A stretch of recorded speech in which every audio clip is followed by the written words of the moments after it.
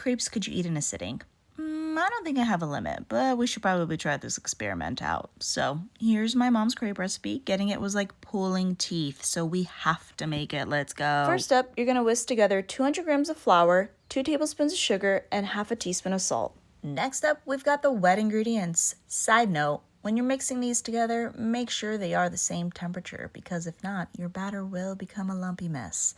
And how do I know this? It's not from personal experience, that's for sure, no. Moving along, you're gonna whisk together 3 eggs and 1 teaspoon of vanilla extract.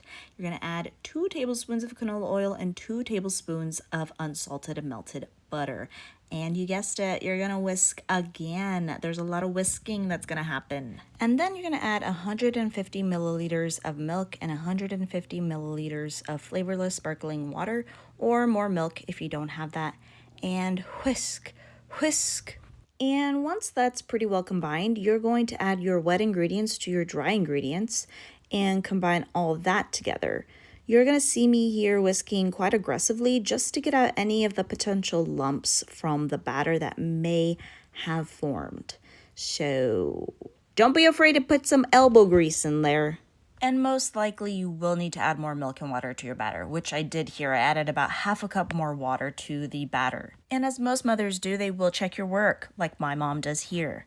She just checks the consistency of the batter and says, which means put more milk in Romanian. So I follow instructions, and then I whisk, and then she checks again. Okay. And that means it seems to be okay, which is the best you're gonna get from your mom. You're gonna preheat your skillet over medium heat, ladle around half a cup of batter in the pan and swirl it around with that wrist action. You know what I'm talking about? You're gonna cook each crepe for a couple minutes on each side until golden brown like so, and you're gonna do that forever and ever and ever and ever and ever. And then you're gonna pull out every single one of your jams and you're gonna fill those suckers up, and you're gonna fill yourself up, and then you're gonna go take a nap. I'm going to be completely honest with you. I can easily eat around 4 or 5 of these. Easily. Is that crazy? I don't know. Regardless, I feel crazy. Okay. Anyways, I got to go take a nap now. So, I hope you make these. I hope you enjoy. Doodle!